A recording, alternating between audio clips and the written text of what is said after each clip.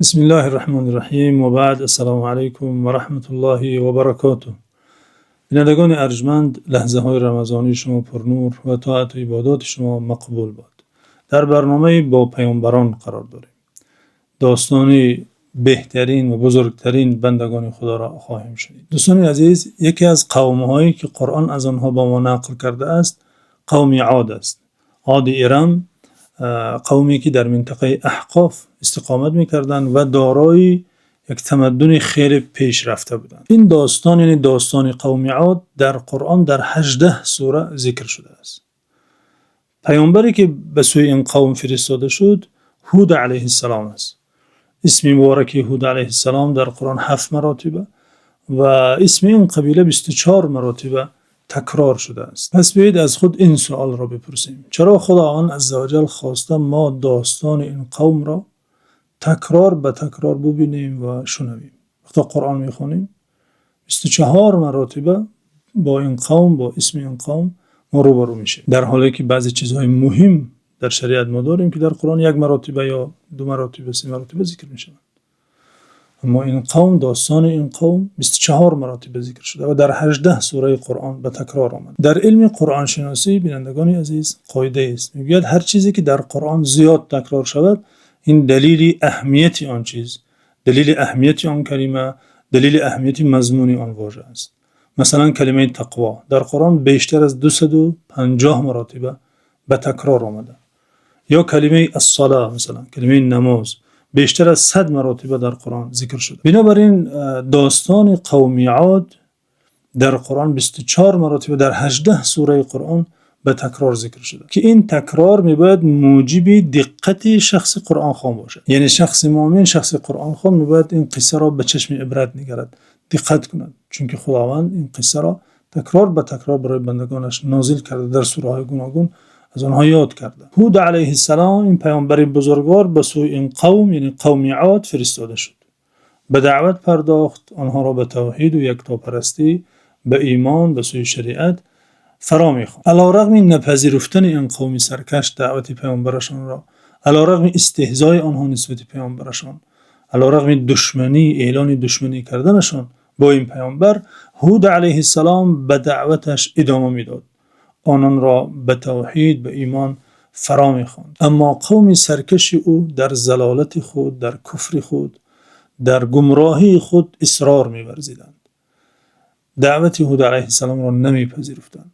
از بس که خیلی تنومند بودند، خیلی جسمهای قوی داشتند که قرآن به این اشاره کرده، خیلی به قوه‌ای که داشتند و به آن تمدنی که ساخته بودند خیلی مغرور شده بود. کبر و غرور آنها تا جای رسید که دعوا کردند، اعلان کردند که هیچ کسی از ما قوی تر نیست، ما از همه بالاتریم، ما از همه زورتریم، از ما زورتر، از ما قوی تر هیچ کسی نیست. قرآن عظیم‌الشأن این دعوای آنان را، این غرور آنها را در سوره فصلت قصه کرده. خداوند عزوجل فرموده: فاما عاد فاستكبروا في الارض بغير الحق وقالوا من اشد منا قوه. اما قوم عاد باشد، فاستكبروا في الارض، در روی زمین کبر ورزیدند، مغرور شدند و گفتند من اشد منا قوه، کیست که از ما قوی تر باشد؟ یعنی هیچ کسی از ما قوی تر نیست. چند روز قبل رئیس جمهوری امریکا نیز عیناً همین جمله را به زبان آورده ادعا میکرد. او میگفت لشکر ما قوی ترین لشکر دنیاست، از ما کسی زورتر، کسی بالاتر نیست. عیناً آن سخنی که قوم عاد گفته بودند. بنابراین قصه های قرآنی دوستان عزیز هم تو حکایه‌ای در گذشته تاریخ شدند و رفتند که برای گذراندن وقت خوانیم و صفحه پوشیم نیستند، بلکه حقیقت هایی هستند که از پدیده های تکرار شونده در جامعه های بشری نقل می کنند. یعنی قوم عاد یک تانه، بلکه عادها در روی زمین زیاد ظهور می کنند.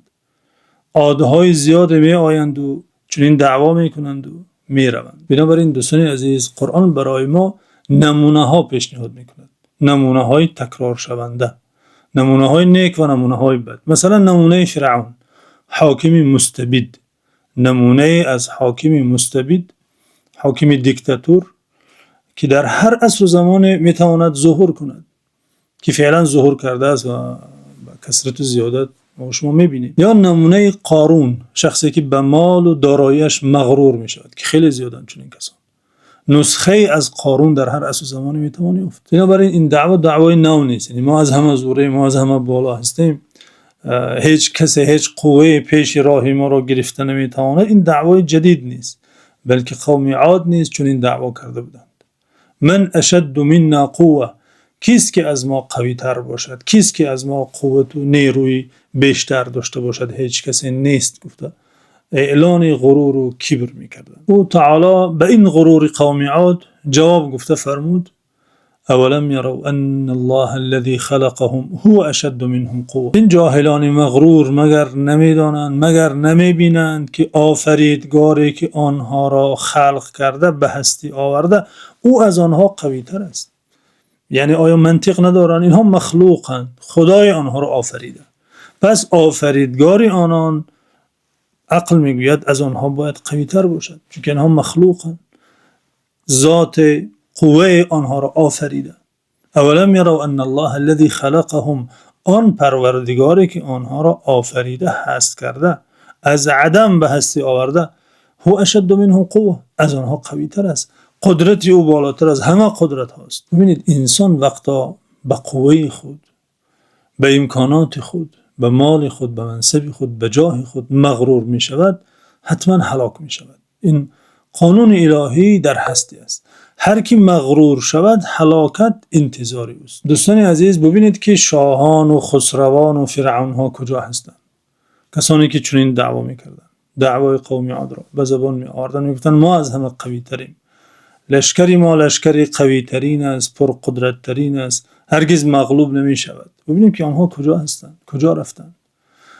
اسکندرها و قارونها ببینیم کجا خوابند. انسان وقتا مغرور می شود و اصل خود را فراموش می کند که از یک قطره آب ناچیز آفریده شده، این خیلی مشکل است، به هلاکت گرفتار می شود. امام بیهقی و امام قرطبی، اینچنین امام غزالی، سخنی تابعی بزرگوار احنف ابن قیس را آوردند که ایشان می گفتند عجبا لابن آدم کیف یتکبر وقد خرج من مخرج البول مرتين. این بزرگوار میگفتن چه عجب از حال فرزند آدمی، چگونه کبر ورزد، چگونه جایز است، چگونه رواست که کبر ورزد، مغرور شود، در حالی که از مجرای بول 2 مراتبه گذشته. آیا فراموش کرده که قطره آب بوده از پشت پدرش برای بول، برای پیشاب به رحم مادرش رفته، جا گرفته، و بعد یعنی که مهلتی به هستی آمدنش فرا رسیده، از رحم مادرش باز برای بول به دنیا آمده. چگونه چنین مخلوق کبر و غرور ورزد؟ نشاید، جایز نیست، نباید مغرور شود انسان. اما متاسفانه کسانی زیادی هستند که چون بازوی آنها کمی قوی تر شود و یا مالشان کمی زیادتر شود یا چند روزی به شمار چون در یک منصبی بالاتری قرار میگیرند، از این اصل خود فراموش میکنند که قطره آب بودند. در اصل میپردازند به ظلم و ستم نسبتی مردمان و دشمنی با خداوند، دشمنی با خانه خدا، با کتاب خدا، با دین خدا. من فلانم به منی میپردازند. اگر من نبی بودم شما چنین نبودید، و همه این خیر و برکت و این همه نعمتی که در شماست از من است، من برای شما مهیا کردم. میگه قوم عاد نیز چنین دعوا کردند، چنین کبر ورزیدند، گفتند من اشد منا قوه، کیست که از ما قوی تر است؟ هیچ کسی از ما قوی تر وجود ندارد. خداوند به مخلوق بودن آنها را یادرس کرد که ای قوم سرکش، ای قوم جاهل، ای قومی که از اصل خود فراموش کرده اید، شما آفریدگاری دارید که از شما قوی تر است. پس دوری از کبر و غرور، دوری از منی، درسی است که این قصه قرآنی، قصه هود علیه السلام و قومش به ما می‌آموزد. این جای قرآن این درس رو به ما می‌آموزد که غرور نورزیم، منی نکنیم. این جای قرآن ما را یادرس می‌کند که از اصل خود فراموش نکنیم و گردن بندگی پیش خالق خم نماییم. در حفظ و امان خداوند باشید.